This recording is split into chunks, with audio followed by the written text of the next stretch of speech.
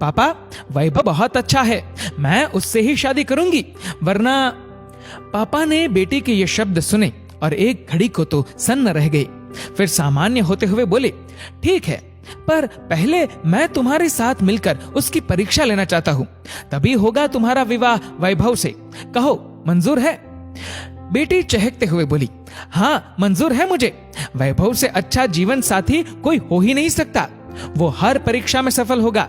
आप नहीं जानते पापा वैभव को। अगले दिन कॉलेज के बाहर नेहा जब वैभव से मिली तो उसका मुंह लटका हुआ था। वैभव मुस्कुराते हुए बोला, क्या बात है स्वीटहार्ट, इतना उदास क्यों हो? तुम मुस्कुरा दो, वरना मैं अपनी जान दे दूंगा। नेहा झुंझलाते हुए बोली, वैभव मजाक छोड़ो, पापा ने हमारे विवाह के लिए इनकार कर दिया है, अब क्या होगा? वैभव हवा में बात उड़ाता हुआ बोला, होगा क्या, अब हम घर से भाग जाएंगे और कोर्ट मैरिज कर वापस आ जाएंगे। नेहा उसे बीच में टोकते हुए बोली, पर इस सब के लिए तो पैसों की जरूरत होगी, क्या तुम मैनेज कर लोगे? ओह, बस यही दिक्कत है, मैं तुम्हारे लिए जान दे सकता हूँ, पर इस वक्त मेरे पास पैसे नहीं। हो सकता है घर से भागने के बाद हमें कहीं होटल में छिपकर रहना पड़े। तुम ऐसा करो, तुम्हारे पास और तुम्हारे घर में जो कुछ भी चांदी, सोना, नकदी तुम्हारे हाथ लगे तुम ले आना।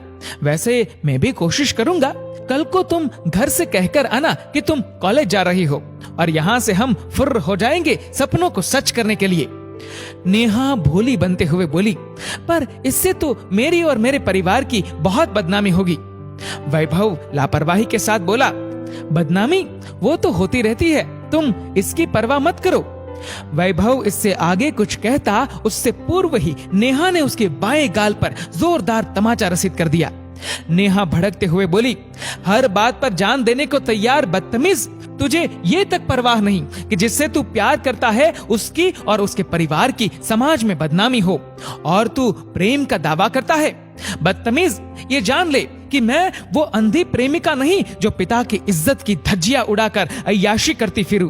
कौन से सपने सच हो जाएंगे जब मेरे भाग जाने पर मेरे पिता जहर खाकर प्राण दे देंगे?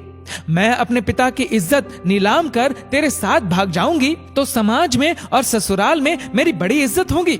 वे अपने सिर माथे पर बिठाएंगे और सपनों की दुनिया इस समाज से कहीं अलग होगी। हमें रहना तो इसी समाज में है, घर से भागकर क्या आसमान में रहेंगे? है कोई जवाब तेरे पास? पीछे से ताली की आवाज सुनकर वैभव ने मुड़कर देखा तो पहचान न पाया। नेहा दौड़कर उनके पास चली गई और आंसू पोंछते हुए बोली, पापा आप ठीक कह रहे हैं, ये प्रेम नहीं केवल जाल है जिसमें फंसकर मुझ जैसी हजारों लड़कियां अपना जीवन बर्बाद कर डालती है। सही कहा बिटिया। इतने में पापा ने वैभव को गर्दन से पकड़ लिया और बोले, बेटी तुम अभी ये भी नहीं जानती कि इसका असली नाम वैभव नहीं वसीम है। ये कलावा तिलक जो तुम देख रही हो, ये एक छलावा है जो कि तुम जैसी भोली और मासूम लड़कियों को फंसाने के लिए ये इस्तेमाल करते हैं। भगवान का लाख लाख शुक्र है कि तुमने मुझे समय पर बता दिया, वरना। कहते हुए पापा की आंख भर आई। नेहा इस नई जानकारी से हैरत में पड़ गई और आंखों में पश्चाताप के आंसू भरकर बोली, पापा मुझे माफ कर दो, अब मैं कभी भी ऐसी कोई गलती नहीं करूंगी और अपनी सारी सहेलियों को, सारे समाज को इन जैसे राक्षसों से बचाने के लिए काम करूंगी। आप इसे पुलिस के हवाले कर दो। पापा आज अपनी प्यारी बेटी को बड़ा और शाना होते महसूस कर रहे थे।